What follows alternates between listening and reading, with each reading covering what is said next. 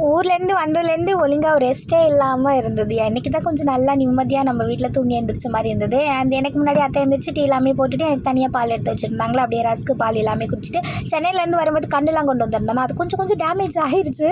But எங்கிட்ட பத்திரமா கொண்டு வந்துட்டு எனக்கு கொஞ்சம் ஹாப்பி. பட் இன்னும் அந்த இது எங்கெங்கே வைக்கணும்னு பிளான் பண்ணவே இல்லை. இனிமேல் தான் பிளான் பண்ணி வைக்கணும். கோலம் போட்டு ரொம்ப நாள் ஆச்சா, சரி இன்றைக்கி வாசல் எல்லாமே குட்டி கோலம் போட உட்காந்து அப்போ தான் அந்த பட்டு போய் வந்து சேட்டை பண்ணிகிட்டு இருந்தான். வீட்டில் எல்லாருமே சொல்லுவாங்க, பட்டு வந்து நார்மலாக அவன் உண்டு அவன் வேலை உண்டுன்ட்டு போனான். நான் ஊருக்கு வந்துட்டா மட்டும் ரொம்ப சேட்டை வலும்பல் பண்ணுறது அப்படின்னு நான் தான் அவனை கெடுக்கிறேன் அப்படின்னு இல்லைன்னு சொல்லுவாங்க. ஆனால் நான் எதுவுமே பண்ண மாட்டேன். இருந்தாலும் கொஞ்சம் சேட்டை என்கிட்ட மட்டும் அதிகமாக தான் பண்ணுவான். செல்வாக்கு மட்டும்தான் பட்டு பயப்படுவான்.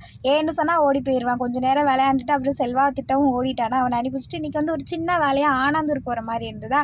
அதனால் காலையில் சாப்பிட்டதுமே கிளம்பியாச்சு. அங்கிட்டு நான் எல்லாம் பண்ணிட்டு இருக்கும்போதே அதை தோசை ரெடியாக வச்சுருந்தாங்க. அப்படியே மோட்டு பார்த்துட்டே சாப்பிட்டுட்டு இப்போல்லாம் நம்ம போன வேலை உடனே முடிய மாட்டேங்குது, ஒரு நாள் ஆயிடுது. அதனால் இன்றைக்கி அப்படி தான் இருக்கும்னு கொஞ்சம் பழங்கள் மட்டும் எடுத்துகிட்டு போயாச்சு. இந்த வீடியோ போடும்போது எல்லா வேலையுமே முடிச்சு நான் வீட்டுக்கு வந்துட்டேன். நீ நம்ம ஈவினிங் விளாக்ல மீட் பண்ணலாமா? Bye bye.